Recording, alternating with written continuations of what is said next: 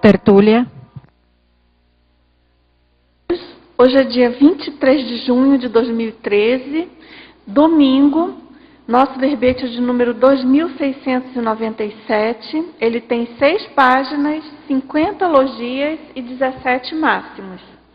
O tema de hoje é a autogestão existencial e é da especialidade autoproexologia. Ele foi redigido pelo professor Laênio Loche, muito bem acompanhado aqui pela bancada da Apex. O Laênio Loche, então, é professor universitário, empresário, graduado em psicologia, especialista em metodologia do ensino, brasileiro, natural do Rio de Janeiro, RJ, voluntário da Conscienciologia desde 90, docente em Conscienciologia desde 97 e tenepsista desde julho de 2008.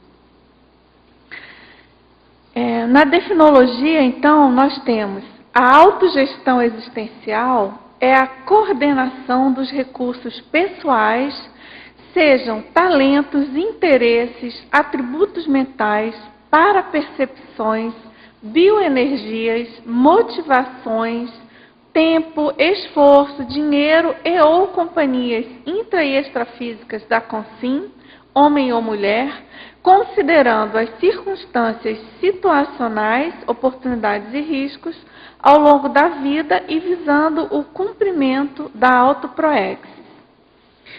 Em pensenologia, então, nós temos o transbordamento negativo, pensênico e holopensênico entre as diferentes áreas da vida, o transbordamento positivo, pensênico e holopensênico entre as diferentes áreas da vida. Na fatologia, então, eu destaco o estilo de vida, as decisões de destino, a miopia temporal, a hipermetropia temporal, o aproveitamento das oportunidades, os aportes existenciais, o pedágio existencial, os obstáculos na vida, os encontros de destino, a assistência de destino, os papéis existenciais, a autogestão androssomática, a autogestão ginossomática, a mudança de diretrizes da autogestão conforme as faixas etárias, o sentido da vida, o projeto de vida. Eu li apenas alguns itens, são 36 linhas na fatologia, bastante coisa. Na parafatologia, o guia maurótico, prejudicando a tomada de decisão, a sinalética parapsíquica pessoal como recurso para a decisão, a frequência dos experimentos multidimensionais no uso dos laboratórios conscienciológicos. E a autogestão multidimensional através do autorrevezamento existencial. Aqui na argumentologia, tem uma listagem com 6 funções básicas da autogestão existencial. E na remissiologia, dentre os 15 itens colocados, eu destaco, então, o aproveitamento do tempo, a auto-organização livre, o periscópio proexológico, o planejamento milimétrico e rotina útil. Na frase enfática, nós temos, conforme a proexologia, as técnicas relativas ao detalhismo e à exaustividade, quando aplicadas à autogestão existencial, se apoiam na máxima pequenas decisões, grandes resultados. E na questionologia, você gerencia a própria vida de acordo com a autoproexis? Está satisfeito com a forma de conduzir a vida pessoal? Na bibliografia específica, temos 3 fontes bibliográficas. Bom, aqui na mega-análise do João Paulo, então, nós temos meta, recurso, bússola, a estratégia, ordenação, programação, autodireção, auto-organização, auto-administração, automanutenção, autocontrole, megafoco, empreendimento, gerenciamento, procedimento, planejamento, completismo, autodisciplina, autoproexologia e prospectivologia. Agora, antes de entrar aí nas perguntas, eu queria então fazer alguns avisos a vocês todos, né? Então, lembrando, a Assembleia Geral Extraordinária da Associação de Moradores do bairro Cognópolis vai ser hoje, dia 23, né, hoje domingo, às 16 horas, no Auditório do Discernimento. A pauta, então, é a escolha da nova diretoria e conselho fiscal e a definição da data da próxima Assembleia. Então, nós chamamos a atenção para a importância do comparecimento de todos aí nesse gesto, nesse ato aí político da nossa Cognópolis, né? Mostrar a importância, lembrando a importância da nossa participação nessa Assembleia. Tem também um convite a você que é autor publicado pela Editares, eles estão convidando para uma reunião no dia 30 de junho, de 15 às 18, na sala de pesquisas no Discernimento. E também tem uma chamada muito importante, que é do 2º Congresso Internacional dos Intermissivistas, né? Tem muito a ver com a temática de hoje, da autogestão existencial. Então, as instituições conscienciocêntricas convidam para o 2º Congresso Internacional dos Intermissivistas a realizar-se de 12 a 14 de julho desse ano, 2013, aqui na Cognópolis, em Foz do Iguaçu. Então, esse evento ele tem por objetivo reunir intermissivistas e promover o debate sobre aspectos ligados ao curso intermissivo em geral, né? Ou seja, as ideias inatas, a própria, claro, a programação existencial, a identidade e responsabilidade interassistencial e demais itens ligados ao cumprimento da tarefa intrafísica, né? Para quem não sabe, ao teletertuliano que esteja nos assistindo, o intermissivista é o ex-aluno de curso intermissivo, autoconsciente quanto aos próprios compromissos e deveres evolutivos estabelecidos na Proexis, acordados durante a vivência do período antes da ressoma nessa vida humana. Se você tiver interesse, no próprio site das tertúlias tem um teste para você verificar a hipótese, né, de você realmente ser um intermissivista. Bom, então vamos agora às perguntas. Ao verbitógrafo, professor Laênio Loche, na estrangeirismologia, na página 7. Você poderia explicar melhor como realizar a aplicação do Balance Scorecard na gestão pessoal? E onde conseguimos encontrar essa planilha, se for o caso? Bom, o Balance Scorecard é uma técnica, um método utilizado hoje muito em empresa para a parte de planejamento e avaliação desse planejamento. Isso, alguns princípios podem ser transportados para a gestão da própria vida. Por exemplo, a questão de estabelecimento de metas e o correspondente a indicadores para se avaliar se essas metas estão sendo alcançadas ou não. Só para a gente ressaltar aqui. Então, o Balance Scorecard ele vai fazer uma setorização de determinadas áreas de uma empresa, por exemplo, a área financeira e outras mais, e isso tudo pode ser feito de maneira integrada. Nós podemos fazer isso na nossa própria vida também. Então, considerando a sua área financeira, a sua área, por exemplo, da conviviologia, dentre outras, e estabelecer a métrica disso para que a pessoa realmente possa avaliar se está alcançando ou não as suas metas dentro da Proex de uma forma geral. Agora, tem uma literatura vasta sobre isso, principalmente com foco na empresa, mas tem também já a publicação falando da gestão, da aplicação do Balance Scorecard na própria vida, não numa visão conscienciológica, mas já tem alguns autores abordando esse tema. Não sei se o Caio quer falar alguma coisa também. O Caio que está aqui é especialista nesse assunto, trabalhando inclusive com isso. No próprio curso Autogestão Existencial, nós incluímos recentemente uma planilha com base no balanço de scorecard, que essa é uma proposta que foi desenvolvida por Norton e Kaplan, que veio dos Estados Unidos, em Harvard foi estudado isso, e tem toda uma proposição que, como o professor Losch falou, sai da questão só financeira, a proposição convencional, né?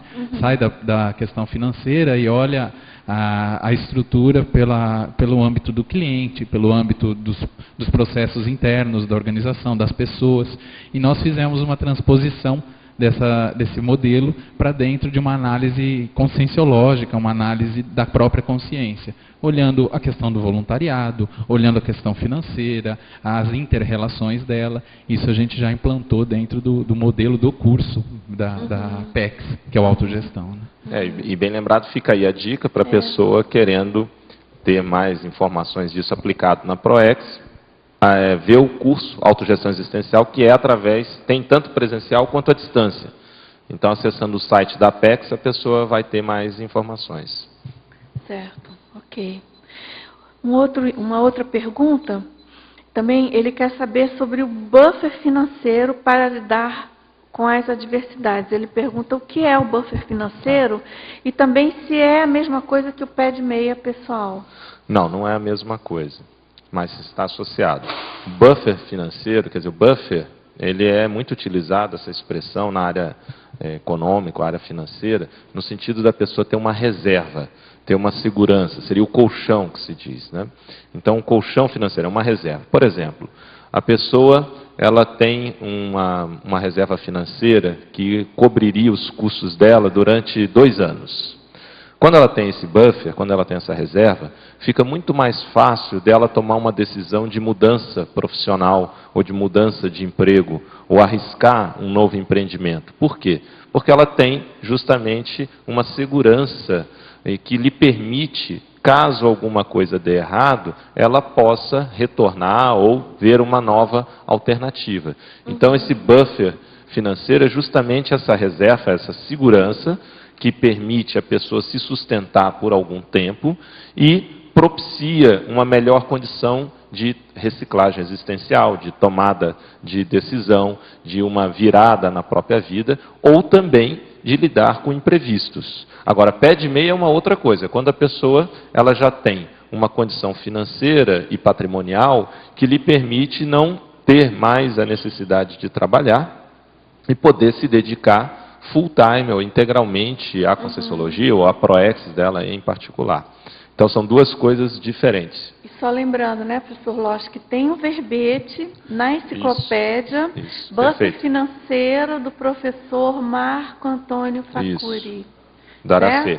Da Aracê, você pode consultar aí o Bem lembrado. E quero lembrar também que esse tema, e também associado à condição do pé de meia, também nós temos um curso na Apex, que é a Inteligência Financeira. O professor Will e o professor Caio também atuam diretamente nesse curso. Contamos aí com o Hernande Leite, César Cordioli e o Everaldo também. E nós fazemos esse curso também à distância, onde trata mais especificamente de questões financeiras relacionadas à execução da ProEx. Então, esses são temas importantes. Até aqui, se vocês forem olhar, se eu não me engano, aqui na Fatologia, nós temos, na página 8, nós temos o custo ProEx, né? É algo que a pessoa tem que levar em consideração também. Qual é o custo da sua programação existencial? Você já parou para pensar quanto custa para você ser completista, aquilo que você tem que fazer? Então, tudo isso são itens ou temas muito importantes para o proexista levar em consideração e aumentar a sua chance, ou a sua probabilidade de êxito, sucesso, que no nosso caso é o completismo existencial. Certo. Perguntar? Pelo verbete. Obrigado. Aqui o microfone. Na primeira página, Fatologia, os aportes existenciais, o pedágio existencial e os encontros de destino, a relação com a autogestão. Ok. Bom, aportes existenciais, Nós temos um verbete, foi eu até mesmo que redigi, que é o aporte existencial. Isso é interessante depois fazer um aprofundamento, mas o que eu entendi, você quer a relação desses três, não é isso? Pedágio existencial é aquela situação em que a pessoa ela vai ter que passar por uma condição mais crítica, um contexto mais crítico, muitas vezes até de autossacrifício para superar, no sentido de conseguir entrar ou alcançar um trabalho ou um patamar maior na execução da sua PROEX. É como se fosse, ou sendo mesmo, um gargalo em que a pessoa ela tem que fazer um pagamento. Esse pagamento, obviamente, não é financeiro, literalmente, isso aqui é mais uma metáfora, mas onde ela tem que realmente pagar um pedágio, onde vai ter um sacrifício maior para que ela possa alcançar uma condição melhor. Isso envolvendo, inclusive, grupo e outras pessoas. Agora, a condição dos encontros de destino. Esse é um tema importantíssimo, a gente trata com maior profundidade no curso Assistência de Destino, e aqueles encontros ou aquelas pessoas que você conhece ao longo da vida e que vão ter um alto impacto na sua vida dali para diante. Às vezes esse encontro ele pode ser bem efêmero, você vai encontrar e vai conviver com aquela pessoa, pode ser alguns dias, alguns meses ou até mesmo horas, mas aquilo vai definir às vezes o rumo da sua vida. Então, encontros de destino a gente considera sempre aqueles contatos interconscienciais ou interpessoais que têm uma influência, um impacto, uma reverberação na sua vida, vamos dizer assim, repercutindo no destino da sua vida enormemente. Isso tudo, esses 3 pontos, são muito importantes, obviamente, na execução da PROEX. Por exemplo, encontro de destino, a questão da amizade raríssima, que é um verbete até escrito pelo professor Valdo. Geralmente a amizade raríssima, ela vai ter um impacto, ela não é simplesmente um aspecto afetivo, mas ela tem um impacto também grande ou de contribuição na vida da pessoa. Acho que para muitos de nós aqui, um encontro sério foi com o professor Valdo, quer dizer, a partir do momento que encontrou com ele nessa vida, a pessoa, eu acho que a grande maioria aqui, realmente começou a entrar na sua programação existencial. Só para a gente citar um. Mas, às vezes as pessoas não se dão conta de determinados encontros que elas tiveram, ou pessoas que passaram pela vida delas, e que essas pessoas tiveram uma influência muito grande. Então vale a pena a pessoa fazer esse levantamento para ver o impacto disso e o que ela pode aproveitar melhor na execução da PROEX. Em relação aos aportes, os aportes eles estão diretamente relacionados com a autogestão existencial. Em que sentido? O aporte é aquilo que você recebe da vida, de uma forma geral, que serve para executar a sua PROEX. A analogia que nós fazemos é sempre como se fosse a ferramenta. Então, a ferramenta para você exercer o seu ofício. Tanto é que o aporte é uma das estratégias, a identificação dos aportes, é uma das estratégias para a pessoa identificar a sua diretriz básica da PROEX. Ou seja, o que ela veio fazer. Partindo desse princípio, que a ferramenta indica o ofício. Então, fazendo uma analogia, se a pessoa recebeu giz, é porque ela vai ser professora. Se ela recebeu lá uma determinada ferramenta, vai ser cirurgiã. Então, metaforicamente. A mesma coisa. Avaliando os aportes que você recebeu na sua vida, você pode começar a vislumbrar aquilo que você tem que fazer do ponto de vista da programação existencial. Ora, em relação à autogestão, isso tem uma implicação direta. Por quê? Você tem que gerir a sua vida aproveitando os aportes e evitando os desperdícios desses aportes. Isso contribui para o sucesso na vida. O pedágio, em relação à autogestão existencial, vai entrar no sentido da prevenção. Um dos princípios que norteiam a autogestão existencial é a paraprofilaxia. Então você tem que considerar o processo do pedágio na medida do possível e se antecipar a ele. Isso não só para o pedágio, mas determinadas crises ou circunstâncias que às vezes não são desencadeadas ou diretamente ligadas a você, mas estão no grupo no qual você faz parte. Então isso você tem que considerar ou se antecipar fazendo a prevenção de futuras dificuldades. Ok? Loche, na estrangeirismologia, na última linha, se podia explicar a matriz SWOT aplicada Posso. ao campo... Matriz SWOT aplicada ao campo de forças existenciais. Bom, isso também é uma transposição da área da administração. No Brasil, essa matriz SWOT nós chamamos de FOFA, que é forças, seriam as oportunidades, que são forças externas, né, favoráveis, forças externas desfavoráveis, que aí são as ameaças, e as forças internas favoráveis, que você teria então como os seus trafores, as suas qualidades, e as forças internas desfavoráveis, que seriam os seus trafais e os seus trafares. Então, a analogia, isso também serve para a empresa, quer dizer, é aplicado à empresa, mas isso se adequa muito bem também na sua autogestão existencial. Nós já trabalhamos essa condição da matriz SWOT há muitos anos no curso Balanço Existencial, e no próprio curso Autogestão Existencial. Mas na prática se aplica de que forma? A matriz, ela parte de uma teoria do campo de forças, que não é só na física, mas você pode ver isso socialmente ou nas relações interpessoais, em diferentes contextos, em que você tem um determinado objetivo e o ambiente no qual você se encontra, ele vai ter determinadas forças que lhe impulsionam para alcançar aquele objetivo. E vão ter determinadas forças que vão dificultar o alcance daquele objetivo. E também, neste mesmo ambiente, tem presente determinadas forças que nem ajudam, nem contribuem, ou seja, são forças neutras. Internamente, numa empresa, ou já falando diretamente da gente, nós também temos forças que contribuem para os nossos objetivos, e nós também temos forças que dificultam o alcance dos nossos objetivos. Nós estamos falando então de trafores e trafares e trafais.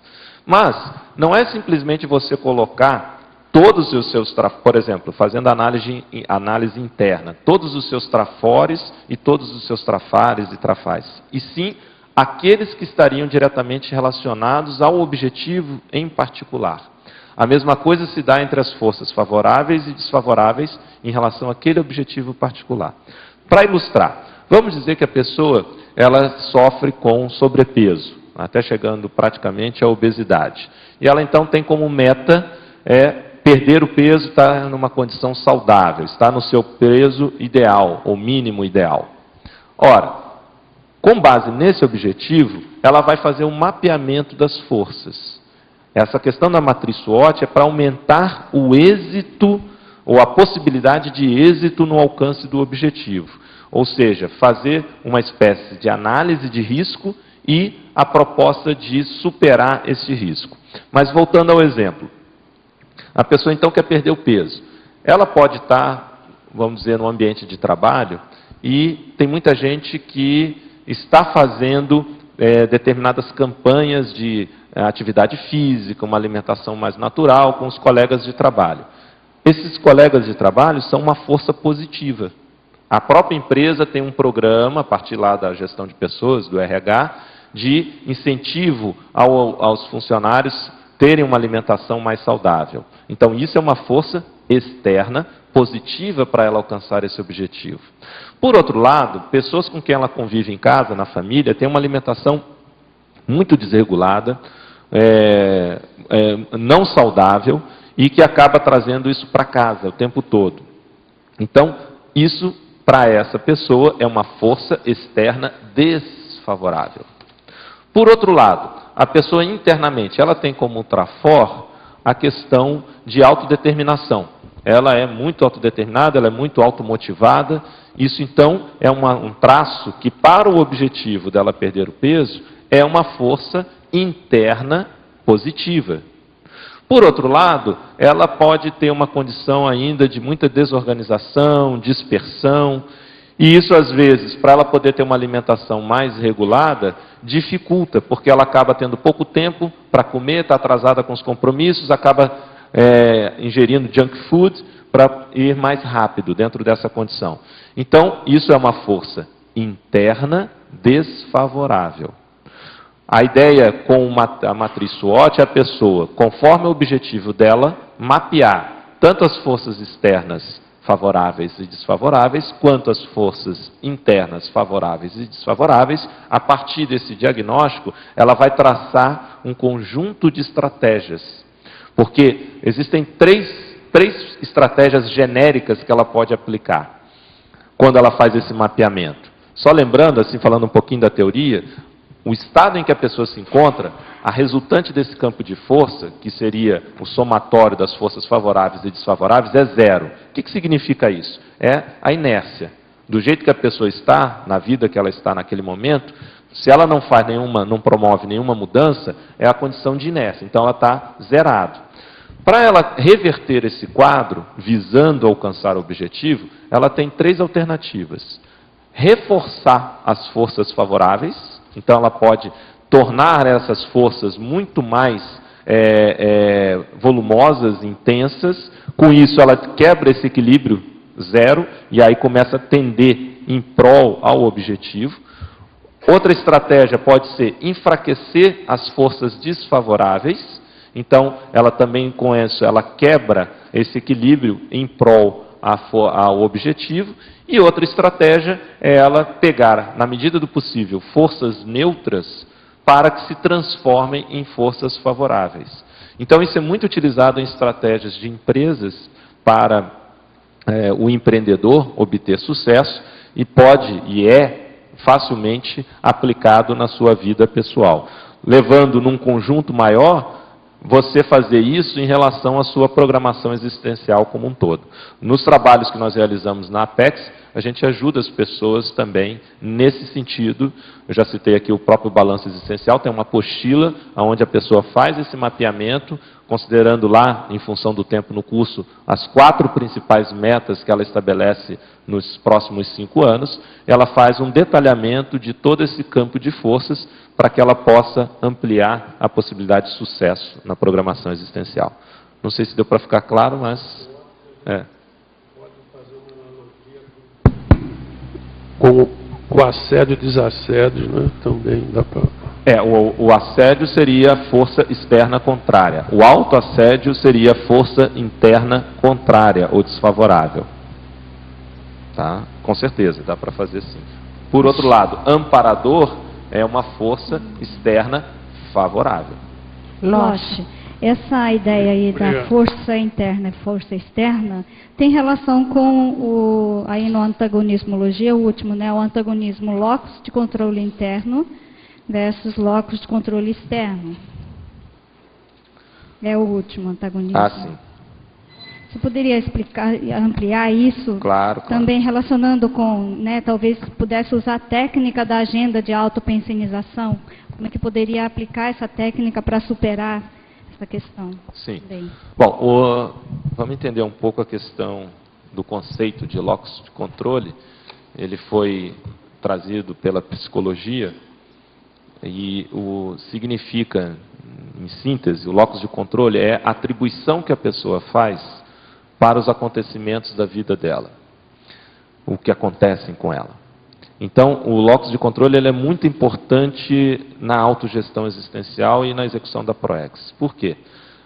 A pessoa, se ela tem uma tendência a atribuir a maior parte dos acontecimentos da vida dela a fatores externos, ou seja, não foi responsabilidade dela, ela é mais uma vítima do destino do que qualquer outra coisa, ela tem um locus de controle interno, ou seja, o controle da vida dela não está nela, não é dela, isso é de fora.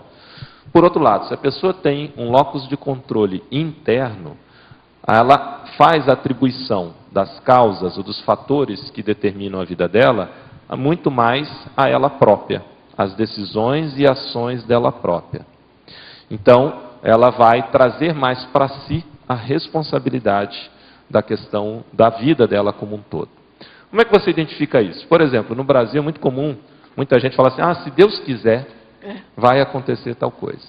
Isso já é um indício evidente de um locus de controle externo. A pessoa atribui a Deus, atribui ao mundo, atribui aos outros a responsabilidade ou o sucesso. Isso é uma forma, e tem uma relação até direta com o verbete aqui do DAC, do professor Valdo, que hoje é medologia, é uma forma da pessoa tirar o corpo fora.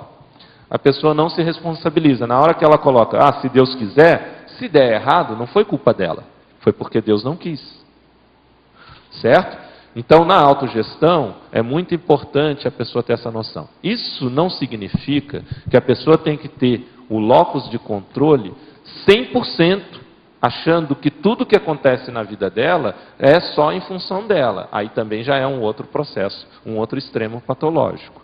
O que tem que haver é um equilíbrio disso e um realismo nisso. Existem fatores que sim, são decorrência de elementos externos, e existem fatores que são decorrências das suas decisões diretas. O que a gente vê é que a condição mais saudável é quando o predomínio é do locus de controle interno, ou seja, o que acontece na sua vida, o maior responsável em primeiro lugar é você próprio. Então, isso tem um impacto na maneira como a pessoa vai gerir a vida dela. Ora, se ela considera que o locus, as causas dos fatores que afetam a vida delas estão externos, ela não tem muito o que fazer. Ela não se responsabiliza pela execução da sua própria vida, da consecução da sua proex. Então, isso tem um efeito direto. Em relação à condição que você trouxe da agenda da autopensionização, tem uma relação sim, porque quando nós falamos de locus de controle, isso tem a ver, como eu falei, atribuição, então é a forma da pessoa pensar em relação à vida, em relação ao que acontece na vida dela. E aí ela pode... As escolhas que ela faz, né? As escolhas que ela faz... Da forma como ela pensa. Os valores dela. Sem dúvida. Agora, em primeiro lugar, vai ser a manifestação pensênica. Então, a primeira escolha que a pessoa tem, sem dúvida, é a manifestação pensênica. O Sartre, ele tem muita bobagem, mas tem muita coisa interessante também, e ele tem uma frase que eu acho que sintetiza muito isso. Não importa o que os outros fazem com você, o que importa é o que você faz com o que os outros fazem com você. Eu acho muito sério, muito importante essa frase, porque você não tem o controle total ou parcial, seja em algum ponto, do que as pessoas podem fazer com você, mas você tem controle sim do que você faz com aquilo que fazem com você. Isso tem um impacto direto em condição de decepção, de mágoa, de reatividade. E isso tem relação também com a condição da pessoa ser resiliente. Quer dizer, ela passa por situações delicadas, de sofrimento ou potencialmente traumáticas, mas ela sai e passa bem, ela supera aquilo devido a uma postura, a uma atitude que leva a essa condição. Loche, na fatologia, na página 8, na 11ª linha, quase no início, o surgimento de imprevistos em oposição às diretrizes da Proexis, e também a continuidade depois da frase, a ampliação da probabilidade de êxito ao conhecer e estar preparado para os riscos e obstáculos impostos ao cumprimento das metas proexológicas. Poderia ampliar um pouquinho? Posso sim, não. Isso tem a ver até com o que a gente estava falando ainda há pouco, da matriz SWOT aplicada à própria vida, né? Considerando forças favoráveis, forças desfavoráveis, e também a pergunta do teletertuliano sobre o buffer financeiro, por exemplo. Bom, um dos princípios que nós colocamos, filosóficos ou pressupostos filosóficos que norteiam a autogestão existencial, é a da paraprofilaxia. Então, imprevisto, o nome já diz, você não previu, mas você pode prever ou considerar a existência de possíveis imprevistos. Parece um paradoxo, mas é saber que alguma coisa pode acontecer. Então, quando você considera isso, você vai preparar a sua vida de uma forma em que você tenha uma certa elasticidade para determinados obstáculos que não foram previamente considerados. Por outro lado também, uma boa parte dos imprevistos, eles são imprevistos por culpa da pessoa. E não porque realmente era algo totalmente inesperado. É porque as pessoas elas não têm o hábito de considerar o que pode dar errado. Nesse trabalho que a gente faz, até pelo Serviço de Apoio Existencial, CAPEX, e também nos nossos cursos na APEX, Quando as pessoas vão estabelecer metas, vocês podem ver, podem levantar isso. Vocês vão possivelmente confirmar essa condição. Quando as pessoas vão estabelecer as suas metas, muito dificilmente as pessoas levantam o que pode dar errado para elas não alcançarem essas metas. As pessoas não têm o hábito de considerar ou de fazer o que se chama hoje de análise de risco. Então, essa condição aqui, estar preparado para isso, aquilo que é imprevisto para a pessoa é devido ao quê? Ignorância e burrice. Ou a falta de tentar levantar o que pode acontecer, os diferentes cenários. Se a pessoa parasse e veja, não, mas peraí, com essa minha tendência, com essa possibilidade aqui, o que pode acontecer? Ela já chegaria naquela possibilidade, então ela já poderia ter condições de fazer ou de ter uma segurança maior.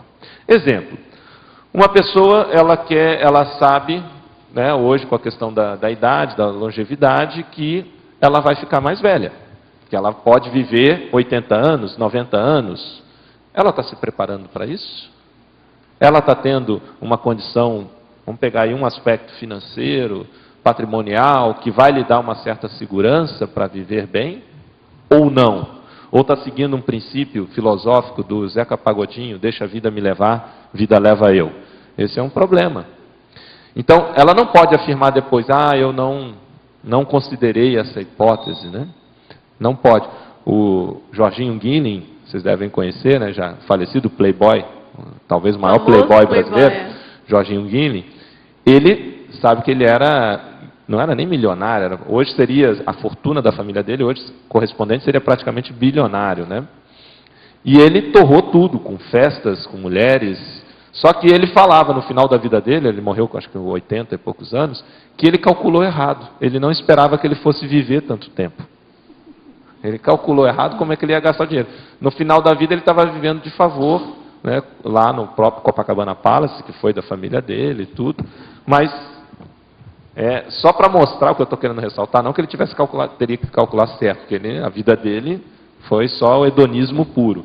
Mas essa mentalidade das pessoas de não considerar os acontecimentos futuros. Aqui na própria fatologia, se vocês pegarem lá na página 7, no final da primeira linha e no início da segunda linha, nós falamos aqui de miopia temporal e hipermetropia temporal. Tem um pouco da relação com isso também. Esses dois conceitos foram propostos pelo Eduardo Gianetti, escritor, professor brasileiro, economista também. O Eduardo Gianetti tem um livro muito interessante chamado O Valor do Amanhã. E ele justamente aponta isso. Muitas pessoas sofrem de miopia temporal, que é o que interessa para a gente aqui agora. A miopia temporal, a pessoa não consegue enxergar o longe na vida dela. Ela não consegue planejar ou considerar o que vai acontecer nos próximos 5 anos, 10 anos, 15 anos. Ela não consegue ver nada. É óbvio que quanto mais para frente você vai, mais difícil é de considerar. Mas tem pessoas que têm uma dificuldade enorme de fazer planejamento da sua própria vida, consequentemente da autogestão existencial em relação à ProEx, porque sofrem de miopia temporal. E eu já tive também levantando e estudando a questão de projeto de vida em menores infratores. É muito interessante o perfil de menores infratores, porque em relação à cronêmica, a visão do tempo que eles têm, eles não conseguem ter praticamente pensamento futuro. Eles pensam somente o aqui e agora. Eles não conseguem considerar nenhum prazo de 1 ano. Vocês veem que isso tem uma relação até com a condição da criminalidade. Tanto que não há uma preocupação se vai estar bem, se não vai, o momento é agora. É óbvio que a gente também tem que considerar isso. Sempre é um equilíbrio, senão cai no que vem logo em seguida, que é da hipermetropia temporal. Que é o contrário, aquela pessoa que sempre fica só pensando, se preparando no futuro e deixa as oportunidades passarem. Eu observo muito isso com a condição do time na ProEx. De você aproveitar o time, as oportunidades. E ter que, às vezes, fazer mudanças. Por quê? Porque as circunstâncias da ProEx grupal estão indicando. Então, isso é um ponto muito sério que, às vezes, as pessoas acabam esquecendo também. Então, Norma, só para ampliar isso daí, para a gente ter uma ideia dessa condição da prevenção. Né? Ô Loche, oi. Você falou agora sobre o Jorginho Guilin, sobre a questão do hedonismo puro, realmente. Agora, expande mais essa questão do hedonismo aqui na filosofia, quando você diz aqui, o prazer enquanto fundamento da vida moral, conforme o hedonismo. Porque, a meu ver, hedonismo é uma coisa ruim. É o caso aqui do Jorginho, sem dúvida, né? Sem dúvida. É só para você expandir aí, por que você colocou essa expressão? Justamente, eu coloquei aqui, aqui não é no sentido de defender, não, é só fazer menção. Aqui há algumas das linhas filosóficas que colocaram ou que focaram o estudo de como gerir a própria vida.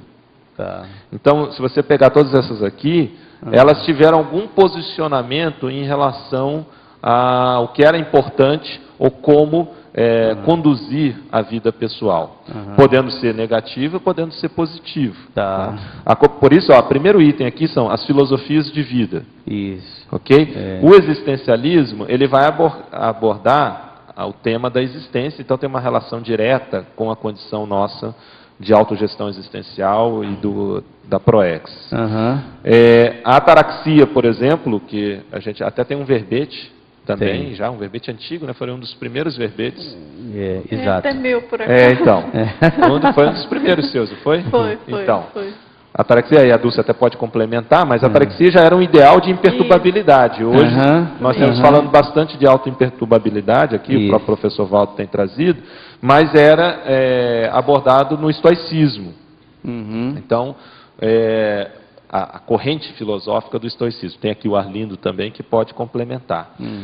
Então, muitos desses princípios, nós vamos ver alguns deles já na filosofia antiga, em outras linhas de conhecimento, que nós temos que pegar hoje e aproveitar. Uma característica muito interessante da autogestão existencial é o aproveitamento de diferentes saberes ou de diferentes campos. Vocês vão ver aqui questões de psicologia, sociologia, a administração, que a gente já citou aqui, mas a própria filosofia tratava disso. Então, o hedonismo, ele preconizava a condição do prazer. Claro que o próprio conceito de prazer, você vai ter derivação do que vem a ser prazer, como também o conceito de felicidade. Mas o prazer, como o princípio, ou o valor principal para você conduzir a sua vida, é algo que é até contraproducente em relação à ProEx. Eu costumo falar que no conflito entre o hedonismo e o deontologismo, ou a deontologia, tem que predominar a deontologia, que é justamente o estudo do dever. Então, o seu compromisso. Agora, isso não significa que também você vai cair no extremo de carregar aquela cruz, né, que só tem que sofrer, sofrendo que você vai conseguir a ProEx. Isso é bobagem também. Mas a gente só ressalta que o hedonismo, ele não é o valor principal. Tá? Como a gente vê hoje a juventude, principalmente hoje, e aí a gente tem o contexto todo da Helbex e das Consréus, onde há uma hipervalorização do hedonismo. As pessoas, elas querem o prazer, e principalmente o prazer imediato. Então, tem aquela condição até que eu ressalto do cronocida, que é o assassino de tempo. Então ele fica matando o tempo, jogando o tempo fora. A gente vive, muitas vezes, uma sociedade hoje que ela é bastante hedonista. Isso, como filosofia de vida, é totalmente inadequado. Outro aspecto, a questão aqui do epicurismo, que fala da proposta de maximização da felicidade, justamente antes da dessoma. Então, o epicurismo foi trator dessa condição. Tudo estava se relacionando ou se referindo a aspectos da como a pessoa gerir a vida dela. Por isso a contextualização aqui em relação. Agora, professor Losch, tem uma pergunta justamente sobre o cinismo, né? O Teletertuliano, ele pergunta aqui na terceira linha, né, do item filosofia, ele fala: a simplicidade nos moldes dos animais elevada à condição de modelo de vida, segundo o cinismo e o ascetismo, enquanto orientação vital no autorregramento dos desejos e renúncias. Ele pede para você, por favor, também comentar. Também, de novo, quer dizer, o princípio aqui foi todas essas que deram, vamos dizer assim, uma espécie de prescrição de como gerir a sua vida. O cinismo, talvez o representante mais conhecido, mais célebre do cinismo, é o Diógenes. A Linda aí me confirma, ou me corrige se eu estiver errado. O Diógenes é aquele da lanterna de Diógenes, né? Que ele ia com uma lanterna, procurar um homem que fosse honesto, né, e que não encontraria. Por isso ficou célebre isso, né, da dificuldade de você encontrar. Mas o Diógenes, reza a lenda, que ele ficava num barril, morava num barril, né, como hoje nós chamaremos de um mendigo, certo? Sei também aí do direito da filosofia. O Diógenes ele defendia a simplicidade, então que não, ele tinha total desapego a essa condição material, mas chegava ao extremo, quer dizer, ninguém vai colocar aqui a condição de ficar dentro de um barril, de ficar só como mendigo e pronto. Um pouquinho dessa filosofia a gente vai ver na Igreja Católica com a linha franciscana também, né? Oi? Daí o ascetismo depois aqui também vai entrar um pouco nisso. Então, ele defendia como ideal de vida, ou como a forma... A gente tem que entender que todas essas filosofias, elas vão ter o seu correspondente pragmático. Tá? A partir do momento em que a pessoa adota esses princípios e valores, isso vai definir o estilo de vida dela. Por isso, a autogestão existencial, a relação com isso. Então, o Diógenes, ele defendia essa condição da simplicidade. Lembrando que a gente pode até tirar partido de todas elas. Tudo depende da dosagem e como que nós vamos integrar num conjunto muito mais abrangente. Em tese são neutras, né? Em tese são neutras, mas quando elas vão para o extremo que é o problema. Então, a questão é tirar um pouco. Mas aqui o nosso objetivo foi até mais histórico, de trazer essas associações para ver o que já foi falado sobre orientação, sobre princípio, de como gerir a própria vida, porque isso vem da antiguidade. Claro. Não é? E o ascetismo não só na religião, né? Você vai ter a condição do ascetismo em vários contextos, dentro da própria filosofia também. Mas o ascetismo, ele considerava, a essência dele é o autorregramento, onde a pessoa ela consegue dominar pelo menos em tese, os seus desejos, e ela consegue fazer a sua renúncia em relação aos seus desejos, que muitas vezes não são éticos, não são adequados, e ela então trabalha essa condição do autocontrole, do autodomínio, da autossuperação. Que dependendo da forma como a pessoa, no que a pessoa aplica, isso pode ser muito positivo. Nós temos até muitas ideias aqui correlacionadas a essa condição. Por exemplo, o autoabsolutismo, que tem lá no memorando.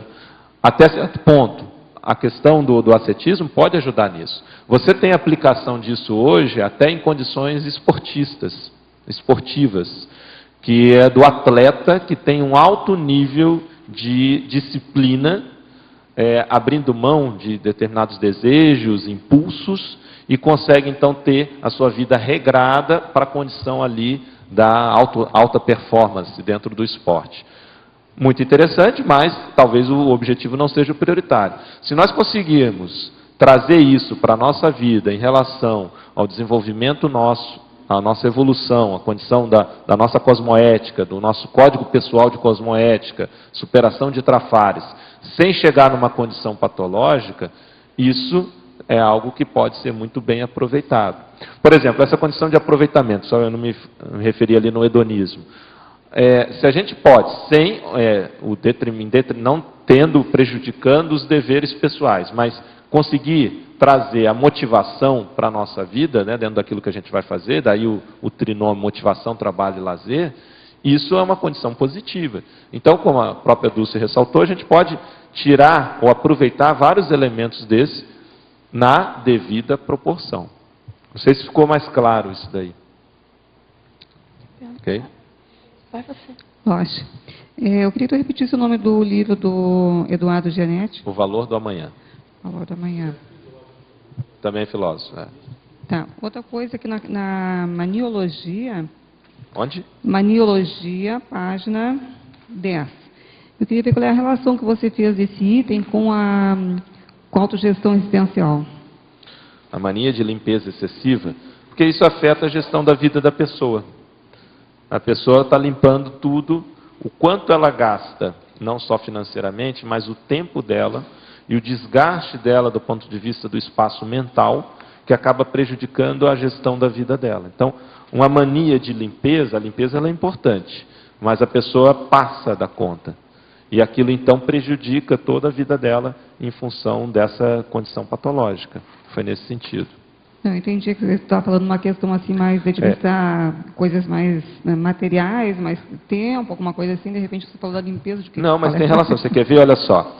Se você for na argumentologia, a partir da página 10 mesmo, mas na página 11, você tem o último item lá, que nós trabalhamos na autogestão, são 6 funções básicas, tá? Na página 11, então, item 6, automanutenção existencial. Então, eu vou ler para você, aí você vai ver uma relação direta.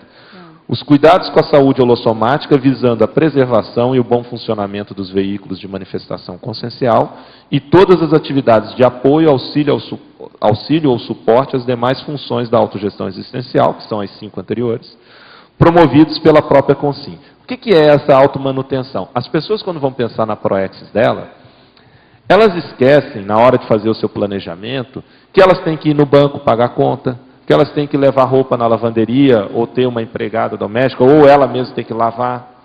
As pessoas esquecem que elas são também imortais, têm uma vida, e que a vida aqui exige determinadas rotinas. Então, quando você vai fazer o planejamento existencial, você tem que considerar o momento, o tempo que você precisa ou gasta na manutenção da sua vida. Limpeza é uma coisa. Então, um grande proexista, uma pessoa com uma proex assim, hiper avançada, ele precisa ir no supermercado. Todo mundo precisa. Certo?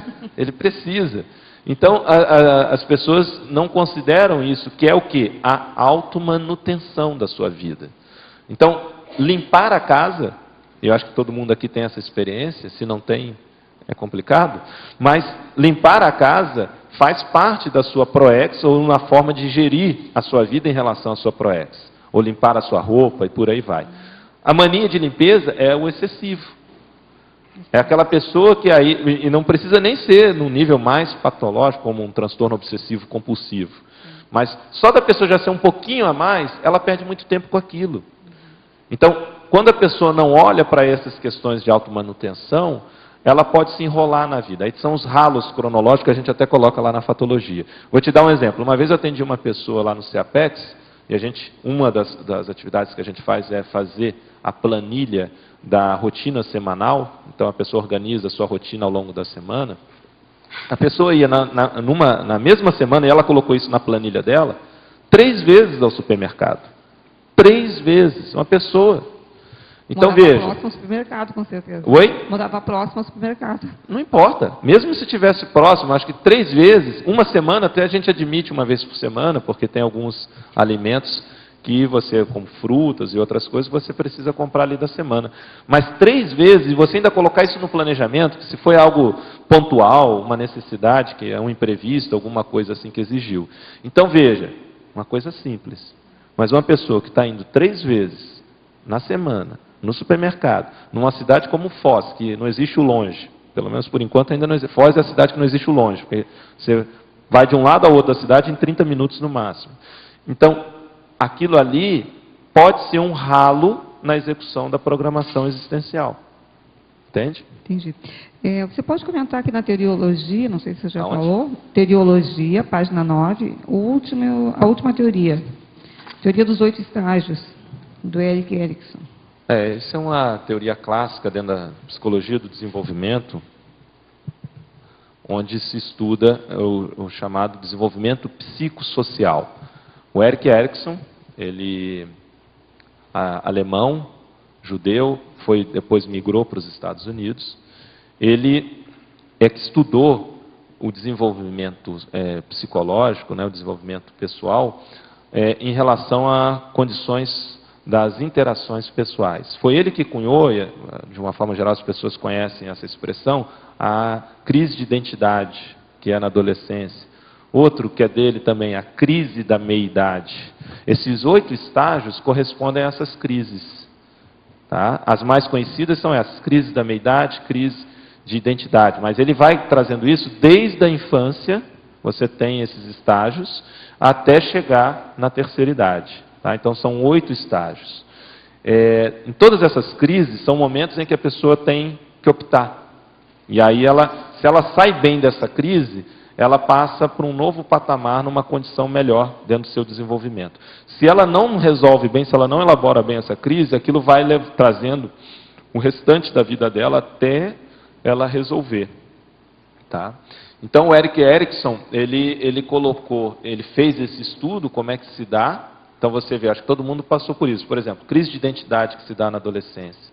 Você tem a identidade ali profissional, é um momento normalmente que a pessoa começa a definir o que eu vou ser da vida.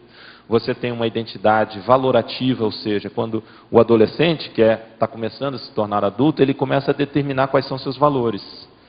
O que ele quer, uma identidade ideológica. Então, é nesse momento. É nesse momento que tem também a condição de identidade de gênero. Né? Se a pessoa é heterossexual, se ela é homossexual, o que ela vai assumir, são questões que se passam justamente nesse momento da adolescência, principalmente, ou que são desencadeadas ali. Então, na hora que a gente vai... E aí a crise de meia-idade também, quando a pessoa avalia, às vezes, tudo que ela se predispôs a fazer, ela não conseguiu. Ou, ao contrário, tudo que ela se predispôs a fazer, ela conseguiu, só que não trouxe a felicidade que ela esperava. E a gente vai ver muita crise de meia-idade associada com melim, porque a pessoa seguiu a cartilha que a sociedade lhe passou do que seria felicidade, deixou de lado algumas ideias inatas que tinham relação com o seu curso intermissivo, e ela chega naquele momento em que ela alcançou, mas não teve o resultado que esperava. Então, no gerir da sua própria vida, por isso que a teoria está aqui, é interessante, você tem que considerar na autogestão existencial a sua faixa etária sempre. A sua faixa etária, você vai gerir a sua vida de acordo com a sua faixa etária, e vai gerir a sua vida com a questão da profilaxia, antecipando as faixas etárias que você vai passar. Certo? Loshin. Não dá para ser ladies first. Só para aproveitar o comentário sobre a felicidade. Ali na mitologia, na página 10, eu achei interessante que tem vários mitos e por muitos tem a felicidade. Então, me chamou muita atenção o mito de a cultura ser a indicadora da felicidade. O que tu podia ampliar para nós a respeito do tema do verbete e específico a felicidade como todo no processo da mitologia? Certo. Bom, felicidade é um tema que tem que entrar na questão da autogestão existencial, porque você pega, todo mundo quer felicidade. É uma condição, o que vai variar é o conceito de felicidade. E até quando a gente trabalha isso no curso Autogestão Existencial, você pergunta, a gente pode até perguntar aqui, se todo mundo quer felicidade. Eu acho que todo mundo aqui vai responder sim. Mas quando você pergunta, então o que é felicidade? As pessoas não sabem responder. Há uma dificuldade enorme. E normalmente o que as pessoas respondem é o que gera felicidade, e não o que é felicidade. Tá? Então esse é um primeiro ponto. É algo que todo mundo quer, mas ninguém sabe o que é. Esse é o primeiro ponto. O segundo ponto é que, quando se fala felicidade, respondendo agora aqui a última questão, eu até abordei um pouco isso, existe uma cartilha que muitas vezes a sociedade passa ou vende do que vai trazer felicidade, de uma forma geral. Essa cartilha hoje está muito relacionada a dinheiro, status, a questão de sexo, poder. Então, a pessoa muitas vezes ela segue essa cartilha. Então você vê fenômenos como o Big Brother, a questão das pessoas quererem fama a qualquer preço, entende? Ou gratuitamente. Você hoje tem pessoas que são famosas que não têm conteúdo nenhum.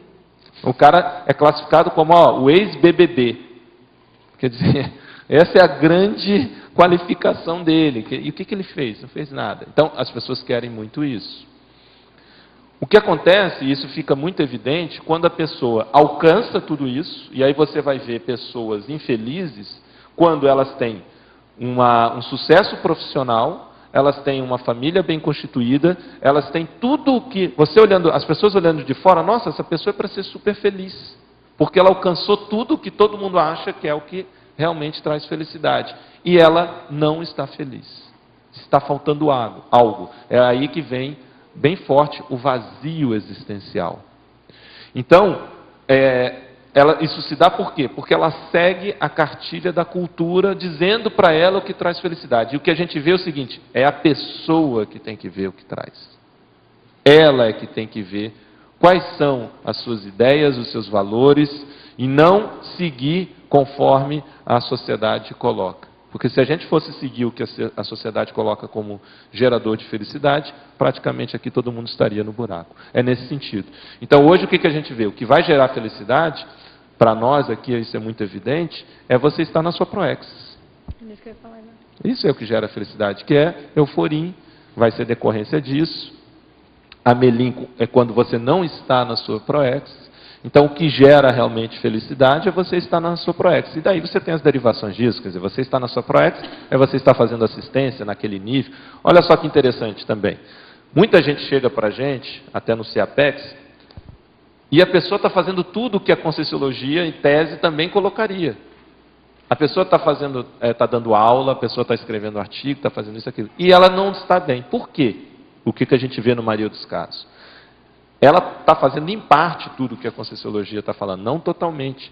Está faltando ela fazer o ajuste fino da proexis, que a gente vê. Não basta só você dar aula. Você tem que dar aula daquilo que você veio dar aula. Eu não vim dar aula, de repente, de toda a Conscienciologia. Eu vejo para mim que hoje eu vim dar aula principalmente de proexologia. Claro que eu posso dar aula de outras coisas, mas se eu não estivesse fazendo isso, eu não estaria satisfeito comigo. E outras pessoas aqui vão ser assim. Eu quero escrever vários livros, mas muitos desses livros têm que ser sobre proexis. Senão eu não vou me sentir realizado. Entende? Então esse é o ajuste fino. E isso não tem ninguém para falar para a pessoa. É ela que vai realmente chegar. Mas coloco também que hoje nós temos na CCCI todas as ferramentas que uma pessoa necessita para identificar e realizar a sua programação existencial.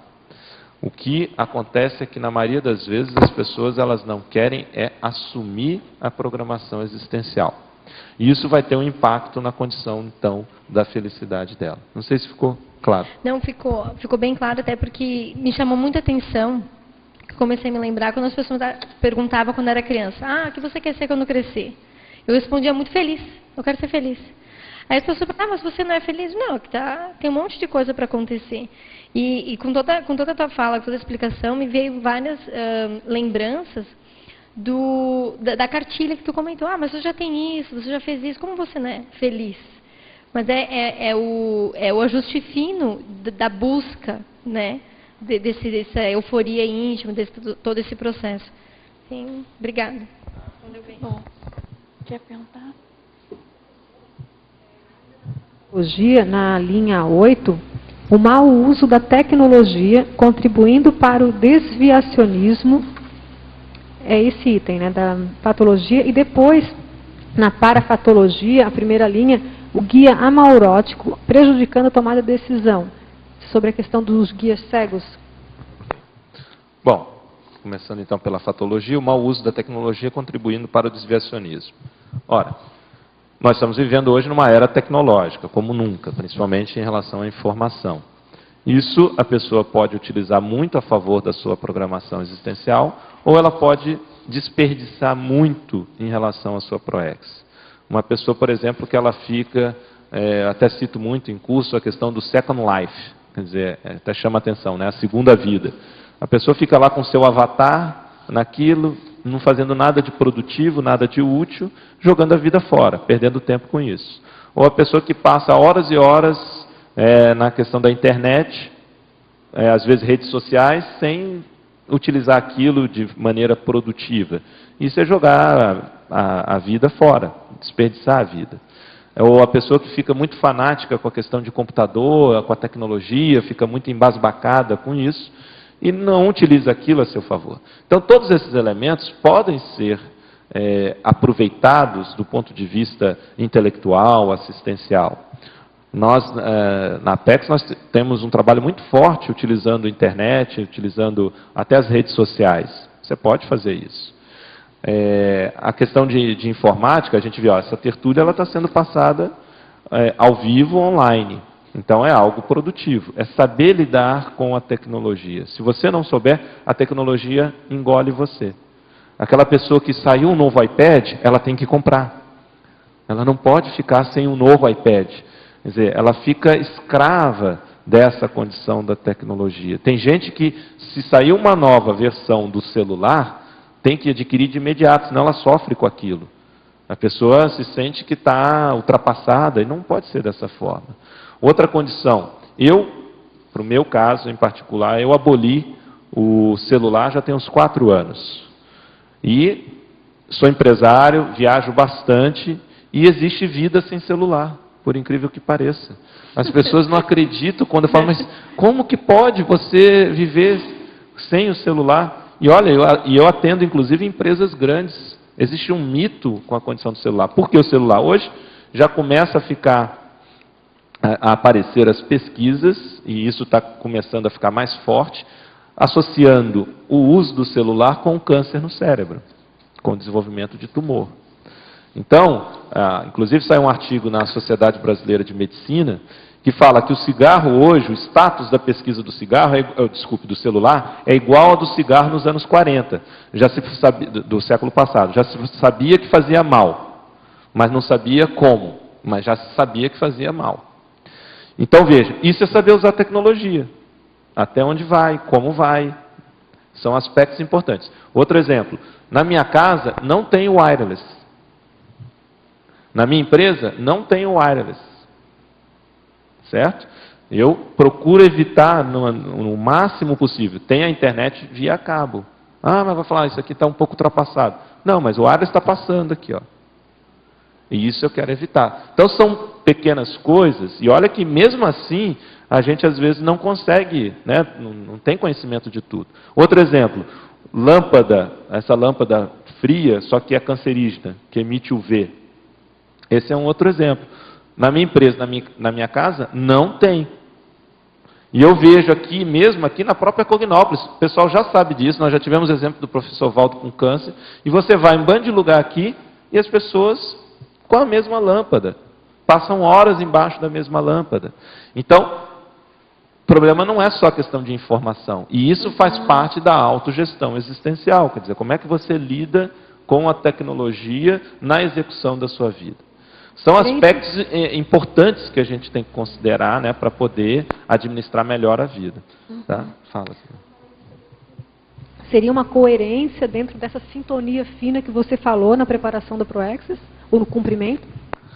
É, uma coerência não só na sintonia fina, né, mas com tudo, né, e o que a pessoa está dando de importância ou de valor. E aí tem a ver até com o que a Norma tinha perguntado em relação a você lidar com as dificuldades, né, os imprevistos e tal, mas é aquilo que eu falei, nesse caso não é tanto imprevisto, né, porque você pode se antecipar. Uhum. Mas você tinha feito uma outra pergunta, mas o que você quer saber em relação a ele? A respeito do guia cego, eu até entendo essa questão, para mim é tranquilo, mas me ocorreu que é importante aprofundar um pouco. A gente vê o seguinte, foi falado até ainda há pouco, você mesmo perguntou também antes de aportes, né? Nós temos hoje casos dentro da própria... Vou pegar aqui o caso da Cognópolis para servir de ilustração. A gente vê pessoas, hoje, a pessoa já tem a condição financeira que lhe dá, inclusive, um pé de meia. E a pessoa está aqui, de repente ela vai para outra cidade para continuar trabalhando, sendo que ela não precisa daquilo, e ela já tem uma condição financeira que lhe dá liberdade, e a prioridade dela é continuar trabalhando em algo que não é, se você ainda fosse ver a super assistencial, mas não é assim. Então, cada um vai avaliar no seu caso em particular, mas para mim, quem é que está dando assessoria nessa tomada de decisão, extrafisicamente falando? Para mim isso é fuga proexológica. Professor Loss, a Initecnologia, na página 9, primeira linha, poderia falar melhor das técnicas dos mínimos e dos máximos existenciais? Sim. Essa é uma questão muito pertinente, porque desde o início, quando nós começamos a trabalhar com autogestão existencial, essas técnicas ou esses conceitos, eles estavam presentes. O que é a ideia do mínimo existencial? Na hora que você vai fazer um planejamento da sua rotina, isso aqui serve para todo mundo, e também uma avaliação da sua rotina posteriormente, ou até naquele primeiro momento como diagnóstico, você tem que ter clareza o que você tem que atender minimamente. Menos do que aquilo não pode. Vamos dar um exemplo mais comum aí, mais fácil de entender. Vamos dizer que a pessoa ela tem filhos pequenos. E ela, ao mesmo tempo, tem que trabalhar, tem que sustentar esses filhos. Mas ela tem que ter tempo para os filhos, semanalmente. Não é algo que ela vai poder negociar, depois, quando eu tiver tempo, eu vou agora ter tempo quando eles já estiverem com uma certa idade. Ela não tem como fazer isso depois. Aquele momento é um momento crítico. Então a pessoa vai estabelecer qual é o mínimo que eu vou ter de tempo para os meus filhos semanalmente. E menos do que isso ela não permite. O mesmo a gente pode levar para a dupla evolutiva. Qual é o mínimo que você vai ter de tempo disponível para a dupla evolutiva? Que pode até ser e deve ser consensado entre os dois. Porque senão a pessoa começa a se enrolar. Por exemplo, o workaholic, o alcoólatra do trabalho. O cara leva trabalho para casa, trabalha 12, 14 horas por dia, e ele não tem tempo para mais nada. Então isso é um exemplo de má gestão existencial. A pessoa então tem que estabelecer os mínimos. Vamos pegar lá, por exemplo, quem faz TENEPS tem um mínimo diário. 50 minutos todo dia. Esse é um mínimo existencial dela. Ela não pode deixar de fazer. Isso é um exemplo. Outro, a pessoa pode estabelecer que 3 vezes por semana ela vai andar na esteira. Isso é um mínimo existencial, na questão do cuidado com o soma. Então ela pode estabelecer que 3 vezes ou 4 vezes na semana ela vai disponibilizar de 2 horas para escrever o livro dela. Ela estabeleceu que aquilo é um mínimo.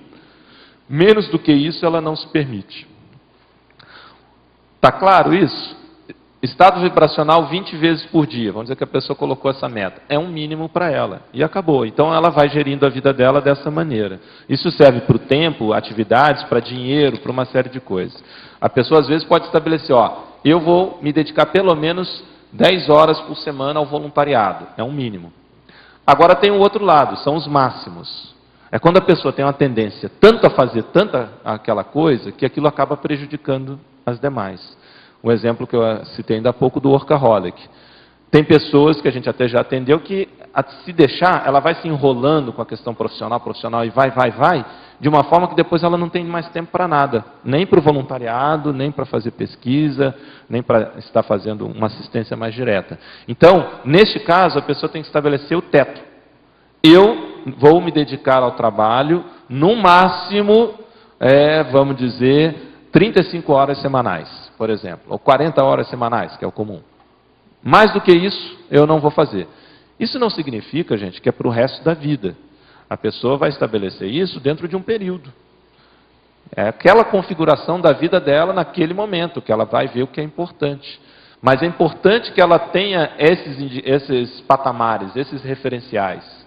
Porque aí sim ela vai começar a gerir a vida dela. E isso significa, isso é uma forma até, podemos dizer, matemática, de manifestar os seus valores.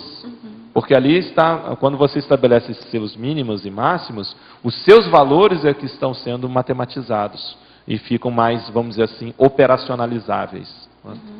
Agora, em teoriologia, na página 9, você poderia aprofundar a teoria ecológica do desenvolvimento humano de Bronfenbrenner? O Bronfenbrenner, a teoria dele é pouco conhecida até dentro da própria psicologia do desenvolvimento, ela é mais conhecida mais recentemente, principalmente no Brasil, mas ele tem uma visão ecológica do desenvolvimento humano, onde não fica só no aspecto psicossocial, o Erik Erikson abordou isso, que aí já envolve as relações, mas algo mais amplo.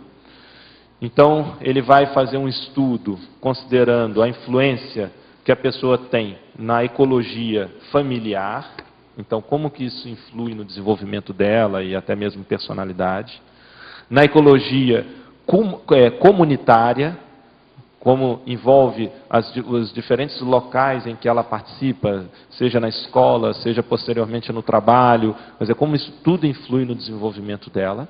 E também na ecologia mais ampla, ou no sistema mais amplo, que envolve a cultura, a mídia, os meios de comunicação, o zeitgeist. Então, tudo isso, na hora que você vai ver o desenvolvimento da pessoa, você tem que considerar essas diferentes instâncias. Por isso que a teoria ecológica vai vendo como um sistema que está dentro do outro e com influências muito mais amplas para o desenvolvimento da pessoa. O mesmo se dá na questão da proexologia. Quer dizer, quando você vai gerir a sua vida em relação à proex, perdão, nós temos que levar em consideração não só aquilo que está mais próximo da gente, mas essas diferentes instâncias. Por exemplo, uma decisão do governo pode impactar a sua atuação proexológica em função, de repente, de uma empresa consciencial que aquela decisão governamental vai ter benefícios ou vai ter alguns prejuízos. Ora, algo que parece longe, que você está vendo pela TV, num jornal, aquilo vai ter impacto direto na sua vida. Nós estamos aqui em Foz do Iguaçu, só a título de exemplo. Uma decisão que vai repercutir no desenvolvimento da cidade pode ter impacto no desenvolvimento da Cognópolis, que vai ter desenvolvimento diretamente aqui com a gente. Então, nessa visão ecológica, você vai considerar todas essas instâncias em relação à programação existencial. E eu vejo que ela é muito rica para que a gente possa fazer a autogestão existencial nossa com maior qualidade, maior eficácia. Ok. Agora, professor Loche, na página 9, em binomiologia, na última linha, você poderia falar mais sobre o binômio áreas existenciais, faixas etárias? Perfeito. Bom, nós fazemos uma divisão didática dentro da autogestão existencial das áreas da vida de uma pessoa. Então, a gente ilustra isso bem naquele gráfico de pizza. Tá? No gráfico de pizza, para que a pessoa possa dividir as áreas da vida dela, lembrando que isso é uma divisão didática, porque tem, na prática, uma área tem relação direta com a outra, quer dizer, não existe uma fronteira bem definida. Mas quais são essas áreas?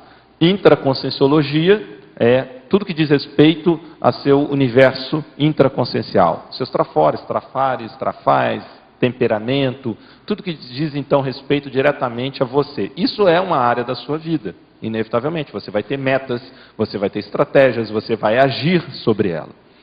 Uma outra área é a área da saúde consciencial, ou saúde holossomática. O que é isso? Você vai gerir a sua vida. Por exemplo, na hora que você vai no médico, isso não está na sua área profissional, não está no seu voluntariado, está na sua área da saúde holossomática. Quando você vai à academia fazer ginástica, a mesma coisa. Quando você vai na consciencioterapia, a mesma coisa. Então isso é uma área da sua vida. Uma área que a gente está chamando, ela corresponde a um conjunto de atividades específicas dela, papéis que você exerce quando está atuando ali, interações específicas, por isso que dá para a gente fazer essa divisão. E isso vai ter uma implicação muito séria na execução da sua proex. Então, a área da intraconsciencialidade, ou intraconscienciologia, saúde holossomática, nós temos também a área profissional. Então, são todos os seus vínculos, papéis e atuação profissional, por exemplo, quando você vai para a sua empresa, quando você está atendendo um cliente, quando você está lá no seu emprego, os colegas de trabalho, o ambiente. Isso é a sua vida profissional. Tá? Então, a sua área profissional. Outra área é a área financeira. Então, quando você está fazendo um investimento, quando você está pagando uma conta no banco, quando você está fazendo a administração do seu patrimônio, isso não é a sua área profissional, isso não é a área da saúde, isso não é a sua área intraconsciencial, isso é a sua área financeira. Outra área é a área que a gente chama da conviviologia ou interconscienciologia. Tudo que diz respeito às suas relações interpessoais. Dupla evolutiva, a sua família nuclear, os amigos, os amigos intermissivistas ou colegas da proexis, os amigos das relações no voluntariado. Então, tudo que diz respeito à relação com outras pessoas é uma área da sua vida. Outra área que nós colocamos é a área da extrafisicologia. Ora, nós aqui estamos trabalhando com a condição da multidimensionalidade. Quando uma pessoa vai numa dinâmica aqui, que ocorre semanalmente, é essa área que está atuando, dinâmica parapsíquica. Quando a pessoa vai fazer um SCP-2, quando a pessoa vai fazer um acoplamentário, isso faz parte da área da vida dela, da extrafisicologia. Quando ela, em casa, vai tentar fazer uma técnica, né, vai aplicar uma técnica de projeção consciente, é a área da extrafisicologia. Quando ela está fora do corpo, a mesma coisa. Então, nós dividimos isso como uma área específica da vida. Nós temos, inclusive, na Apex, um curso que é Autoproex Parapsíquica. O professor Wildenilson, que é o EPICOM, que coordena e apresenta esse curso. E temos uma outra área da vida, que é a área da interassistenciologia. O que é a área da interassistenciologia? É justamente o tempo, as atividades que você tem para fazer assistência aos outros. Então, quando você está escrevendo um artigo, seu livro, quando você está dando aula dentro da Conscienciologia, por exemplo, ali no momento não é o seu trabalho, não é a sua saúde, é justamente a interassistenciologia. O voluntariado que você faz é o processo da área da sua vida da assistência, a TENEPS e por aí vai. E uma outra área seria outros, que a gente deixa em aberto. Então, a pessoa, é importante ela ter essa visão dessas áreas da vida, por quê? Porque às vezes, numa área, ela está indo muito bem, na outra, ela está errando. E ela pode ter uma distorção da vida dela, quando ela só está olhando um aspecto. É importante ela discriminar, no sentido de discernir, como que ela está gerindo cada uma dessas áreas. Ela pode estar indo muito bem profissionalmente, mas na área do convívio ela está indo muito mal. Ela pode estar indo muito bem no voluntariado, assistenciologia, mas está errando profissionalmente. Então, o certo, levando direito, ela conseguir gerir todas essas áreas de maneira harmoniosa, de maneira convergente, em relação à execução da sua PROEX. Então, aí que eu ia entrar, isso para clarear o aspecto. Agora, dentro dessa condição da faixa etária, cada área dessa vida, ela vai ter um referencial conforme a idade da pessoa.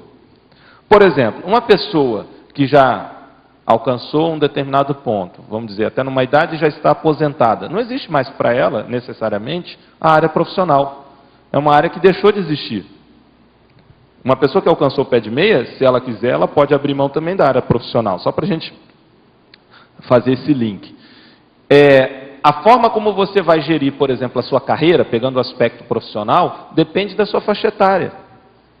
As decisões que você vai tomar na sua vida, e isso tem implicação então em diferentes áreas, depende da sua faixa etária. Uma coisa é você ser adolescente, outra coisa é você já ser uma pessoa de meia idade, outra mais se você já está acima dos 60.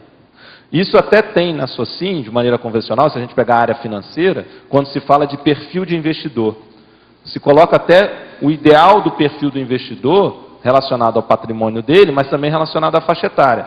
Ou seja, se a gente pegar lá o ousado, o moderado e o conservador, como perfis de investimento em relação ao risco, quanto mais jovem a pessoa é, mais ousada ela pode ser. Conforme ela vai avançando nas suas faixas etárias, na sua idade, a tendência, e até o correto, é ela ser mais conservador. Por quê? Em tese, ela já tem maior patrimônio, ela não vai arriscar tanto. Quando ela é jovem, ela tem menos patrimônio, ou se ela tem mais tempo de arriscar. Então, a faixa etária vai implicar muito nas decisões que a pessoa vai tomar em relação à sua própria vida. Você quer perguntar? Ô, Loche, na página 9, no item tecnologia, tem as técnicas da residência proexogênica. Pode falar um pouco sobre isso? Sim, a residência proexogênica tem um verbete escrito pelo professor Valdo, e é justamente você otimizar a sua residência, a sua casa, em relação à sua programação existencial. Então você pode ter uma série de estratégias para criar um holopensene e para facilitar a sua produtividade. Um exemplo disso, que é muito comum dentro da própria Conscienciologia, mais especificamente aqui na Cognópolis, em Foz do Iguaçu, as residências terem um quarto da TENEPS. Então, isso já é uma adequação da residência em função, justamente, de atuação relacionada à PROEX, que é a TENEPS de uma pessoa. Tá? Esse seria um exemplo assim, bem prático. Outro é a pessoa otimizar a casa dela do ponto de vista intelectual, fazer dali um útero mental somático. Então, como que a pessoa vai organizar a casa dela para facilitar a produtividade mental somática, escrita de artigos, livros, verbetes e por aí vai. Então, esse é um outro aspecto. Outro relacionado à própria segurança, como eu estava falando ainda há pouco, do wireless, e o que você vai utilizar em casa. Se vai usar telefone sem fio, telefone AK, parece um pouco paranoico, né? Mas a gente tem que considerar todos esses detalhes. Outro exemplo, questão botânica, de você colocar muito verde na sua casa para facilitar até o holopensene, a ectoplasmia, são estratégias também que você deve considerar, deve utilizar. E por aí vai. Então, envolve questões de saúde, envolve questões de otimizações. Quer ver uma que às vezes as pessoas não se dão conta? A pessoa tem dinheiro, tem recursos, e aí ela monta uma casa enorme. Enorme. Para ela chegar, para ela sair do quarto dela até o escritório, ela leva 2 anos, devido ao tamanho da casa dela. Não é uma coisa prática. A pessoa ela não leva em consideração que ela, para manter aquela casa, aquilo ali ela desperdiça muito tempo. E tem muita gente que a gente vê aí, faz a mansão, faz um negócio enorme, só que a casa não está otimizada para ela produzir. Por quê? Porque ela vai perder tempo com coisas que ela não se dava conta. Isso tem a ver com residência proexogênica. Entendeu? Oxe. Justamente nessa linha que eu ia falar também. Eu gostei muito que você colocou aqui na página 8 a manutenção da casa. Lá embaixo, no final, né? De baixo para cima, na 4ª linha de baixo para cima, você colocou a manutenção da casa. Mais do que manter limpa a casa, tem uma questão séria de saúde aí, que é cuidar das patologias da casa, que às vezes surgem. Acontece muito, eu tenho trabalhado muito com prédios aqui em Foz do Iguaçu, tem prédios que tem 20, 22 anos e ninguém fez manutenção. Tem o conceito clássico do edifício doente. Exatamente, o edifício cheio tipo de do ar-condicionado, uma série de coisas. Isso. Carpete. Isso, exatamente. Aí tem mofo, infiltração, fissuras, rachaduras e comprometimento estrutural e por aí vai. Isso também acontece de uma forma menor na nossa casa, que a gente tende a cuidar. Mas, por exemplo, um quarto mofado. É algo que as pessoas às vezes empurram com a barriga e é muito sério. Não se para ver o impacto disso na saúde, né? Então eu queria pontuar, achei muito importante aí o fato de você trazer a manutenção da casa, junto com os outros aspectos aí que você falou. O que eu tenho visto é que a manutenção da vida como um todo, como as pessoas não levam muito isso em consideração, não associam, isso não é um grande tema em relação à ProEx, e acabam muitas vezes esquecendo isso, tem 2 prejuízos mais sérios. Um é a questão de saúde, como você está ressaltando, né, que a gente também abordou aqui, e outro é a perda de tempo, principalmente em função dessa manutenção. Quer dizer, a pessoa tem tanto trabalho com a manutenção, e aquilo entrou na rotina, que ela desperdiça um recurso valiosíssimo, que é o tempo. Às vezes ela quer ela mesma fazer determinadas atividades domésticas, que ela poderia contratar alguém, mas é tão mãozinha de vaca que ela não quer abrir mão de fazer aquilo. Não vê o custo-benefício. Tá?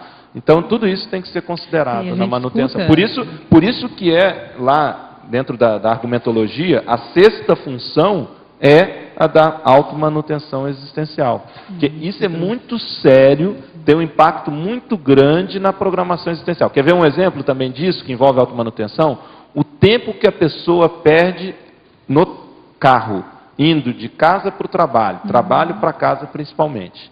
Eu falo com o pessoal de São Paulo, ou vocês dão um jeito, mas a pessoa que fica 2h30, 3 horas no carro todo dia, para mim, dificilmente a pessoa vai ser completista. Sim. Dificilmente. Gente, em 4 anos, 4 horas, tem gente que gasta, eu sei, a gente tem contato com o pessoal em São Paulo, 3h30, todo dia. Isso, em 4 anos, é uma faculdade, que a pessoa fez no trânsito, engarrafada. Sim, muito mais que o livro, né? 4 anos, Mas pensa, porque normalmente, a hora de aula não são 1 hora, né? São 50 minutos. Então, normalmente é isso, 3h30 que a pessoa faz uma faculdade todo dia. Não é? Em 4 anos, se for tecnólogo, são 2 anos, a pessoa já teria um curso de tecnólogo, que ela perdeu no trânsito. Então, a pessoa tem que morar perto do trabalho.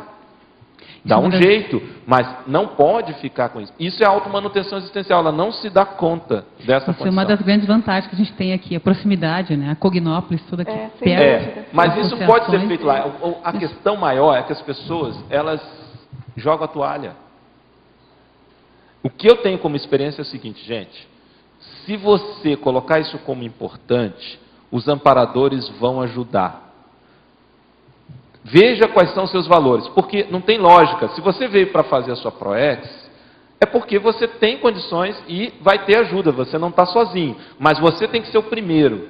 Eu hoje tenho uma certa disponibilidade de estar aqui na mini tertúlia. Uma vez eu morri de rir, que eu fui num SCP-2 em Brasília, participando lá da equipe, e um aluno lá achava que eu tinha o meu pé de meia, porque sempre me via na tertúlia.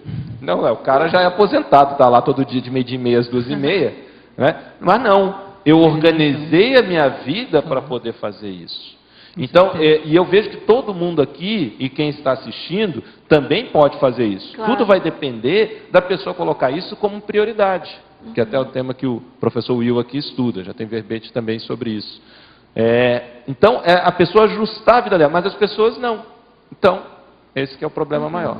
Obrigada. Agora, professor Losch, na minha vida da teletertuliana, na minha vida aos 25 anos, eu tive um encontro do destino que mudou inteiramente a minha vida. Acho que é justamente a questão da amizade raríssima.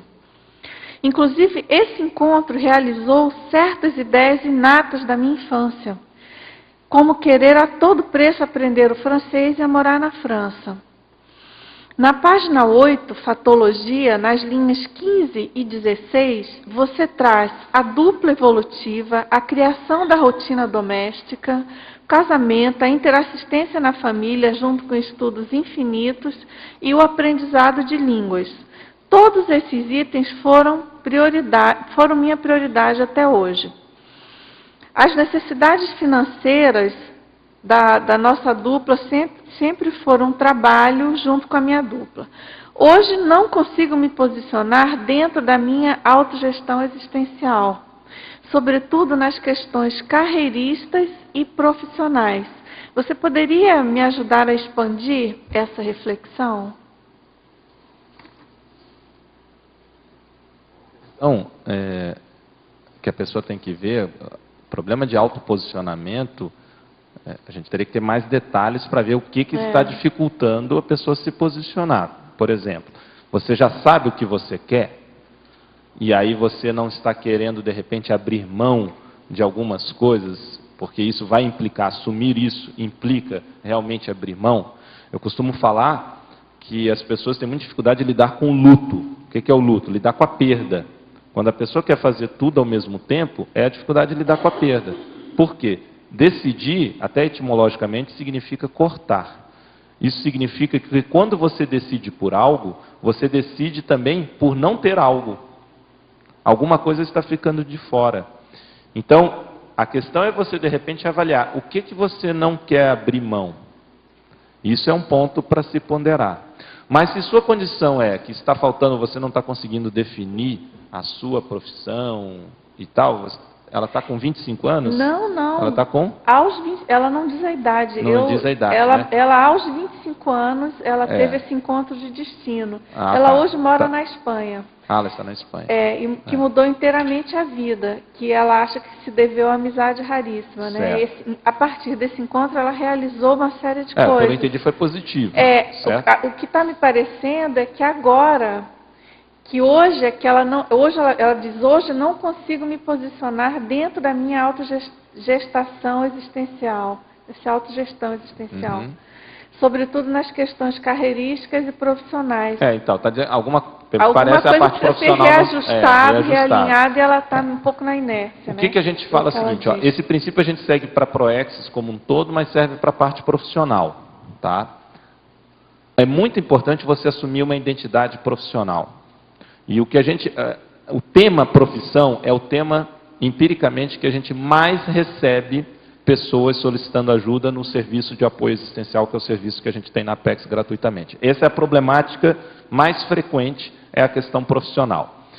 Eu não sei a sua idade, isso vai implicar uma decisão que você vai tomar, implica também na sua idade, ou também a relação de dependentes, se você tem dependentes, tudo isso são fatores que vão determinar algumas decisões ou orientações.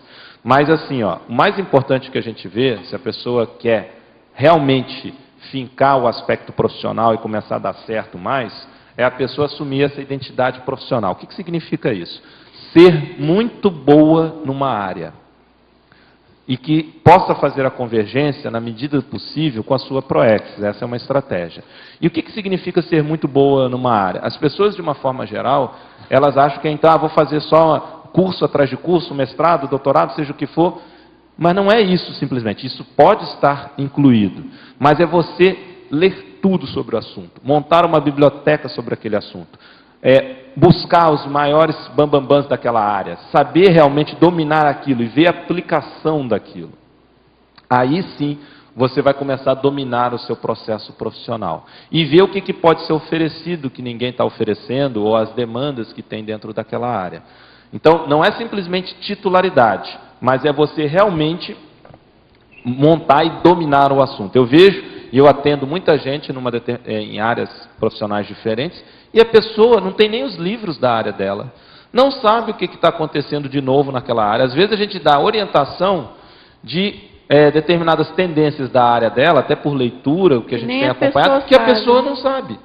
E nós que somos leigos, só por estar acompanhando a mídia de uma forma geral, reflete com ela e ela vê que ali pode ser um campo enorme de abertura.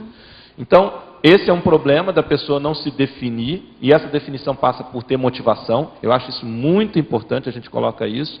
Qual é a sua motivação? Você tem que fazer algo que goste, mas que também seja prioritário evolutivamente. E você conhecer a fundo aquela área que você quer se dedicar. Isso vai fazer toda a diferença. Mas eu careço aqui de mais informações suas para que a gente realmente pudesse ver aqui com mais detalhe o seu caso. Só dar uma contribuição, ali pelas colocações, né? A pessoa teve um momento da vida que ela fez uma mudança mais pessoal mesmo, né? É interessante, na hora de for olhar a profissão, olhar também o processo assistencial. Então, as áreas profissionais também é onde ela pode ajudar no maior de consciências. Porque aí ela consegue alinhar com a programação existencial. Isso daí é até uma das leis da ProEx, que é a assistencialidade. A gente sabe que toda ProEx tem o papel assistencial. Então, se ela conseguir conciliar a profissão com a assistência, ela vai começar a ter mais desmotivação, vai começar a perceber outras variáveis que ela talvez não tenha, dentro da época de vida, talvez não tenha percebido. Certo. Obrigada. Você quer perguntar? Está ligado agora? Você falou... Vou dar uma sugestão. Quando você quiser, você já liga antes. Já liga antes, né? Já tá. vai... você falou sobre o custo da ProEx, né? Então, como é que vocês fazem na Apex para delimitar essa questão? Assim, como é que eu faço para não calcular nem a mais, nem a menos, para não errar nessa programação? Porque eu posso subestimar a minha ProEx ou posso superestimar também. Primeiro, é a própria pessoa que tem que fazer isso. Esse é um ponto. Segundo, é o seguinte. Você tem que levantar o seguinte. O que você hoje precisaria para poder ficar tranquilo e se dedicar à sua ProEx? Qual é o que você precisa financeiramente, com as responsabilidades que você tem, com os dependentes que eventualmente você tenha ou não, você precisaria ter, por exemplo, mensalmente, para poder se dedicar full time, integralmente à sua ProEx? Vamos dizer, estou aqui chutando, que a pessoa estabeleça assim, hoje para eu viver tendo uma casa tal, com as tais condições, eu precisaria de ter 10 mil reais por mês. Estou aqui chutando, tá? Que ela tem não sei o quê, tem que cuidar disso, tem que cuidar daquilo, mais o tempo que ela quer dinheiro ou recurso para poder viajar, para comprar livro. Então vamos dizer que ela chegou nesse número de 10 mil reais. Tá, para você ter 10 mil reais, o que você precisaria ter de patrimônio, de investimento para você ter esse valor? Isso é um exemplo, tá? É uma forma de raciocínio. Outra é o seguinte, se a pessoa tem mais clareza do que ela vai fazer e o que ela tem que fazer, ela considera, não, mas para isso aqui estar pronto, se tudo falhar e eu tiver que bancar do meu bolso, quanto que eu precisaria ter para bancar? Por exemplo, o próprio professor Valdo fala, se não tivesse recurso de instituição conscienciocêntrica nenhum para ele publicar a enciclopédia, ele tem patrimônio que ele pode vender para investir na enciclopédia. Ele fez isso com projeciologia. Ele vendeu, o que ele pagou no projeciologia correspondia, na época, que ele fez uma edição gratuita, 5.000 exemplares, a um apartamento de 3 quartos em Ipanema. Que hoje, claro que houve uma supervalorização do imóvel, mas hoje esse mesmo imóvel está valendo mais de quase 2 milhões ou 2 milhões de reais hoje. Mas houve uma inflação em relação a imóveis, né? Mas só para a gente ter ideia. Então, assim, se a pessoa sabe que ela vai ter que fazer pelo menos 3 tratados, ela teria os recursos financeiros para publicar do próprio bolso? Caso assim, ó, não vai ter recurso, não tem mais como fazer. Ela tem condição? Então, isso que você pode ponderar dentro desses elementos. Garantir o cumprimento desse planejamento, né? Tem um extra. Sim, se você sabe, por isso que é a sua condição. Outra pergunta, na mitologia, o mito de autodisciplina prejudicar a criatividade. Ah, sim. Isso é muito comum e também tem relação com a paradoxologia.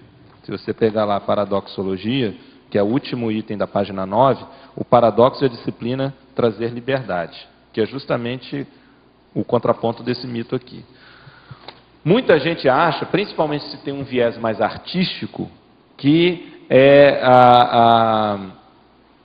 o caos total é que vai ser criativo. Que a pessoa não pode ter organização nenhuma, então ela vira à noite, ela fica o tempo todo, ela não pode ter compromisso, regramento nenhum, porque isso iria tolher a criatividade dela. Então, ela defende a anarquia para poder facilitar o processo criativo. A gente vê muito num temperamento mais artístico.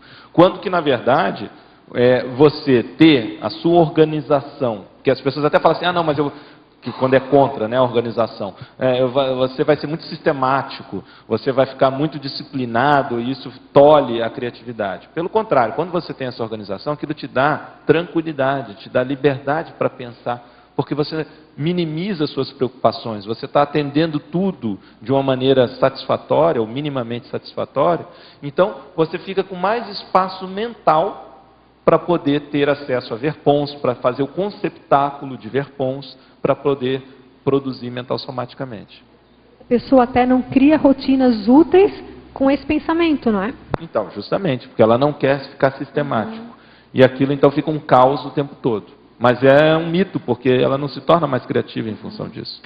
Professor Losch, na parafatologia, página 8, antepenúltima linha, você poderia comentar a autogestão multiexistencial através do autorrevezamento existencial? Assim, bem interessante. E também, só um minuto, ele pede também na interaciologia, para você comentar a interação retro-proexis-proexis, é que tem a ver, não é? Total. Então vamos lá. A partir do momento que a pessoa começa a pensar na autogestão existencial e já aplicar isso nessa vida, e ela começa já a fazer o vislumbrar a próxima vida, ela já pode fazer uma série de estratégias considerando esse autorrevezamento. Um exemplo que a gente pode trazer aqui, por muito tempo o professor Valdo, quando ainda havia um planejamento que a próxima vida dele seria na China, que não... Esse planejamento foi modificado devido ao Max Mecanismo, mas enquanto ele tinha aquele planejamento, por muito tempo no Rio de Janeiro, na casa dele, ele tinha um pré-cognitário em relação à China. Então veja, a China tinha a ver com o passado dele, mas aquele pré-cognitário, que era um espaço, era um quarto que ele tinha na casa, num apartamento dele lá em Ipanema, estava todo mobiliado e tinha uma série de objetos que faziam o rapport com o Holopensene da China. Isso já para predispor o processo dele de pré-cognição e de contato com os amparadores relacionados ao autorrevezamento dele. Então veja, isso tem relação com essa autogestão existencial.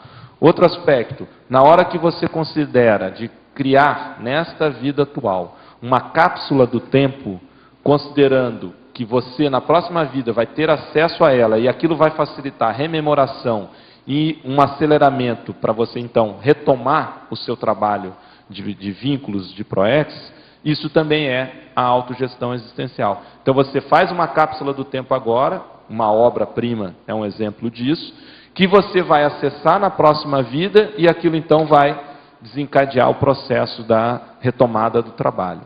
Ok. Agora, tem um outro teletertuliano que pergunta... Só para fechar a ReproEx que ele falou. Ah, sim, tá? ReproEx e ProEx. A ReproEx seria justamente o momento que você utiliza de informações do seu passado, da sua programação do passado, na vida atual. Lembrando que a gestão da sua vida, a vida, ela não é de agora, ela é resultado do seu passado. O seu passado está presente. Então você vai considerar muitas coisas nesse sentido. A gente tem acompanhado uma pessoa, que é o próprio Pedro aí acompanhando, que tem estudado a sua personalidade anterior, que teve produção, e ele está utilizando muita coisa das publicações que ele fez na vida anterior, agora nessa vida, e está ajudando ele em realizar muitas coisas da sua ProEx, ou abrindo novas frentes em relação à sua programação existencial. Então, a RetroProEx, ou a retrovida de uma forma geral, vai ter um peso muito grande nas diretrizes que você vai estabelecer na sua ProEx atual e depois futura. Certo, nosso tempo está acabando, mas acho que ainda dá para uma perguntinha aqui, que ele pede a convergência entre autopesquisa e o mapa de riscos existenciais. E se no curso Balanço Existencial é enfatizado essa convergência. Sim. Inclusive no balanço existencial nós temos na apostila uma parte que é só para fazer justamente que é a análise de risco existencial, que contempla essa condição, até que a gente comentou aqui no início, das forças existenciais. Então tem uma relação direta sim. Tá? Ok. Pessoal, agradeço a presença de todos, tertulianos, teletertulianos. Agradecemos muito a participação do professor Laínio Loche, aguardando aí os próximos 100 verbetes, não é isso? Para não fugir à tradição. Então, muito obrigada a todos, um bom domingo e os nossos comerciais. Obrigado. Obrigado. Hoje tivemos 41 assinaturas no livro de presença, 12 perguntas presenciais e 16 online. Os recados de hoje são o curso de biografologia com Cícero, a Nilma, o Fórum de Paradireitologia, o Alexandre, acoplamentário, o Amin sobre Escola do Parapsiquismo, e a Milena sobre o ciclo de cursos temáticos do IPC. Agora com vocês o Fernando sobre o programa Amigos. Olá, boa tarde a todos. Nós queremos destacar mais uma vez a importância da expansão do programa Amigos da Enciclopédia. Nós temos um grande desafio, que é manter já o número atuais de assinantes e amigos, expandir essa base, que todo esse recurso, integralmente, ele é aplicado na manutenção do acervo do Holociclo da Loteca, na manutenção daqui do tertuliário, a transmissão diária das tertúlias, a produção da enciclopédia da Conscienciologia, e todos esses prédios, essas instalações, são mantidas, né, todos esses custos operacionais e insumos, pelo programa Amigos da Enciclopédia. Ele é vital para a nossa preservação de todo esse patrimônio aqui, aportes de saberes que nós temos aqui na Coquinópolis, Foz do Iguaçu. Então é muito fácil você renovar a sua assinatura, você fazer a sua adesão nova. Basta ligar na recepção do SAEC hoje até às 18 horas, no 45 3525 2652, você faz a assinatura rapidamente. No site também, um cartão Visa é www.enciclopediaconsciologia.org, ou aí, em qualquer lugar do Brasil, aqui, pelo catálogo do programa Amigos, você preenche esse catálogo e envia para a gente, e nós fazemos a sua adesão também. E aí você concorre no final do mês, semana que vem, vamos fazer o sorteio, de cursos e livros, dentre os quais 2 vagas no 2º Congresso Internacional dos Intermissivistas, que vai ocorrer de 12 a 14 de julho aqui em Foz do Iguaçu.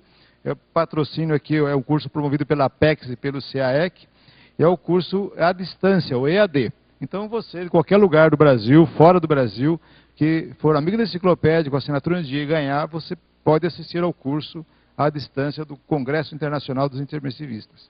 Obrigado. Boa tarde a todos. Quero fazer um convite para o curso Biografologia presencial aqui em Foz do Iguaçu. Esse curso ele tem uma terpensene da autopesquisa através do estudo de biografias, ou seja, a pessoa desenvolver os seus atributos e desenvolver a própria pesquisa como um todo, isso utilizando, claro, a pesquisa de biografias.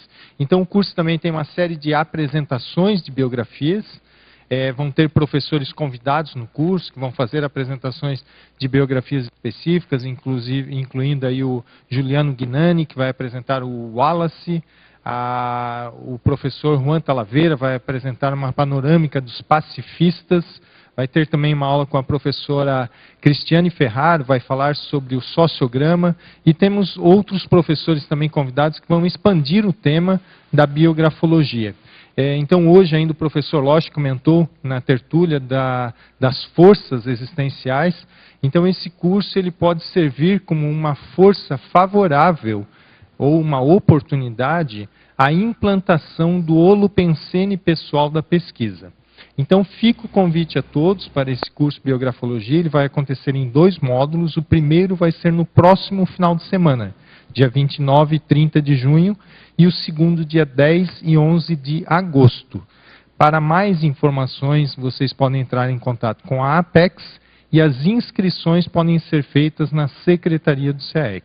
Tá? Muito obrigado. Na recepção do SEAEC. Boa tarde. A Cognópolis Foz se prepara para a primeira semana da Paradireitologia, de 8 a 14 de agosto. Cosmovisiologia Paradireitológica é a temática do 5º Fórum da Paradireitologia, que inicia dia 8 com a dinâmica Parapsíquica aplicada à Paradireitologia e palestra de abertura com a professora Adriana Rocha. Encerrando a primeira semana da Paradireitologia, de 12 a 14, será o acoplamentário com a abordagem do Paradireito, com os EPICONs Cristina Aracaki e Hernande Leite. Pedimos ao aluno interessado a inscrição antecipada pelo telefone 3525-2652. Obrigada.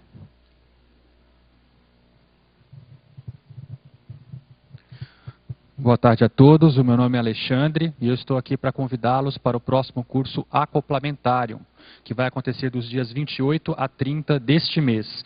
O Acoplamentário é um curso que trabalha o desenvolvimento do autoparapsiquismo, especialmente a partir das técnicas do acoplamento energético e da clarividência.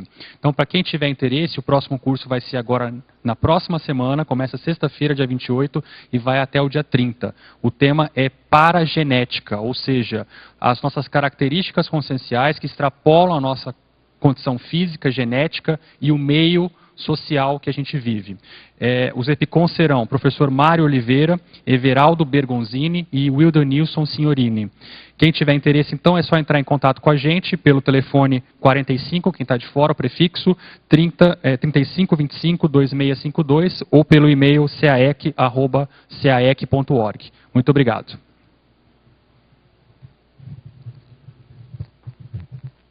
Boa tarde a todos. O nosso convite é para a Escola de Parapsiquismo. Nós vamos ter uma turma que vai se iniciar em julho, dia 15 de julho. Essa modalidade ela tem a duração de 1 ano. Ela é composta de 3 módulos, cada módulo tem 5 dias de duração. E nesses módulos nós vamos desenvolver as competências parapsíquicas. É uma metodologia inovadora baseada no desenvolvimento de competências. Também entre os módulos, os alunos vão ter uma série de atividades que eles podem fazer na própria cidade onde estiverem. Então, quem tiver mais interesse, é só procurar a recepção do CAEC, o telefone 45-3525-2652. Obrigado. Boa tarde a todos. Eu sou a Milena de PC. Eu vim divulgar o ciclo de cursos temáticos de Foz do Iguaçu. O ciclo de cursos temáticos consiste em uma série de cursos desenvolvidos a partir da autopesquisa do professor. Esses cursos têm enfoque sobre a Conscienciologia. São 6 cursos temáticos. O primeiro curso inicia com Ginossoma, a evolução da personalidade do corpo feminino, com a professora Patrícia Takaki, iniciando no próximo sábado, às 14h30, na sala de aula. Maiores informações no telefone 2102-1448. Ciclos porque são 6 cursos e é um sábado por mês, até o mês 11. Obrigada. Obrigado. Para amanhã teremos o verbete Biopirataria. A especialidade é Anticosmoeticologia, de autoria da professora Miriam Kunz. Obrigado pela sua presença e até amanhã.